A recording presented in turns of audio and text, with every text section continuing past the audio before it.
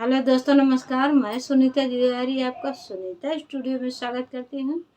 तो दोस्तों, आज हम सुनाएंगे आपको देवी का पचरा। तो दोस्तों, आप लोग ध्यान से सुनिए और चैनल को सब्सक्राइब कर लीजिए और साथ में नोटिफिकेशन बिल ज़रूर दबाइए ताकि मेरे भजन आप लोगों तक पहुँचते रहें। ठीक दोस्तों, शुरू करते हैं देवी माता का पचरा।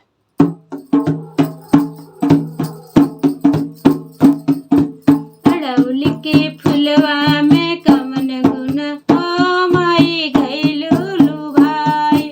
अड़उल के फुलवा में कमन गुन हो माई गइलू लुभाई। गइलू लुभाई माई गइलू लुभाई।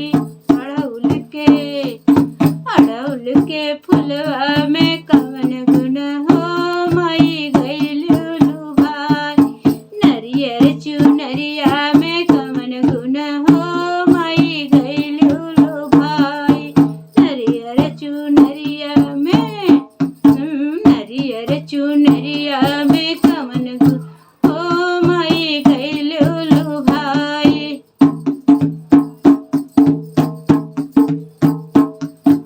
छप्पन भोग माइक मन हो न भावे। छप्पन भोग माइक मन हो न भावे। पूड़ियो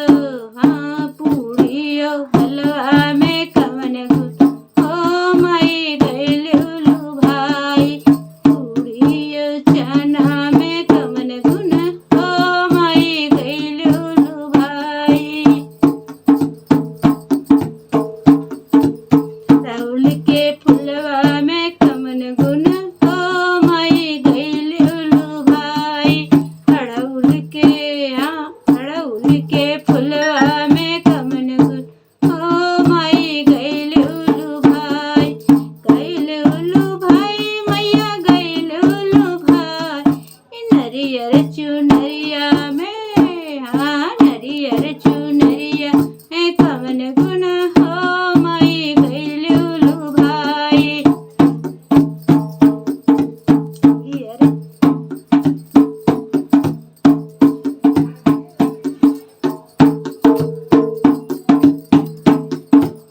हाथिया घोड़ा माइक मन हो न भावे। हाथिया घोड़ा माइक मन हो न भावे।